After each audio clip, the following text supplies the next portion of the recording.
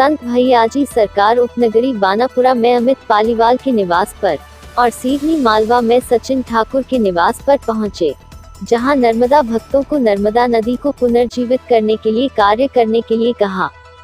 साथ ही यह भी कहा कि नर्मदा नदी से ही हमारा जीवन है, इसलिए अब समय आ गया है कि हम नर्मदा पुत्र अपनी मां को पुराना स्वरूप दिला सके, जिसके लिए अब यह जरूरी है कि हम सरकार से नर्मदा नदी के आसपास के क्षेत्र को प्रतिबंधित कराए, जंगल सुरक्षित रहने दे, अवैध निर्माण न होने दे, गंदा पानी न मिलने दे और न ही अवैध उत्खनन होने दे।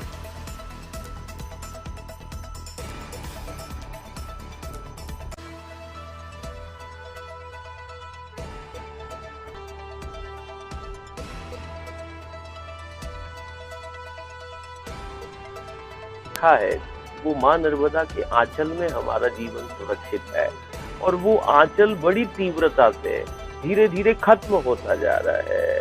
वो हरित क्षेत्र, जल संग्रहण क्षेत्र खत्म होते जा रहे हैं, जिसके परिणाम स्वरूप ये हुए कि जो माँ के आंचल को विराट करती थी, वो सहायक नदियां जो माँ की सखियां थी, वो 90% खत्म हो चुकी है। और जो है सहायक, वो जीवनदायिनी माँ नर्मदा की सहायक नदियां वो दम तोड़ रही है। कहीं ना कहीं वो जल संग्रहण, वो माँ का आंचल, जैसे जननी ने जन्म दिया है, उसके आंचल में दूध आ जाता है। लेकिन जब आंचल ही खत्म हो जाएगा तो हम दूध की परिकल्पना नहीं कर सकते हैं। अभी सबसे बड़ा संकट यदि हमें जो दिखाई दे रहा है वो ये है कि धीरे धीरे वो आंचल खत्म होता चला जा रहा है। वहाँ दिन रात धर्म के विरुद्ध, संविधान के विरुद्ध, नीति नियम कानूनों के विरुद्ध जो है चंद मुट्ठी भर लोग जो है कहीं अतिक्रमण, उस पर निर्माण आंचल पर ही वो कर रहे हैं।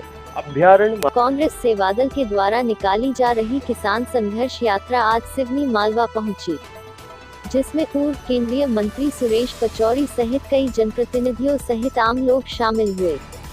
बता दें कि यात्रा में शामिल सैकड़ों कांग्रेसी पैदल ही हनुमान मंदिर के पास से जयस्तंभ चौक पहुंचे, जहां सभा का आयोजन किया गया।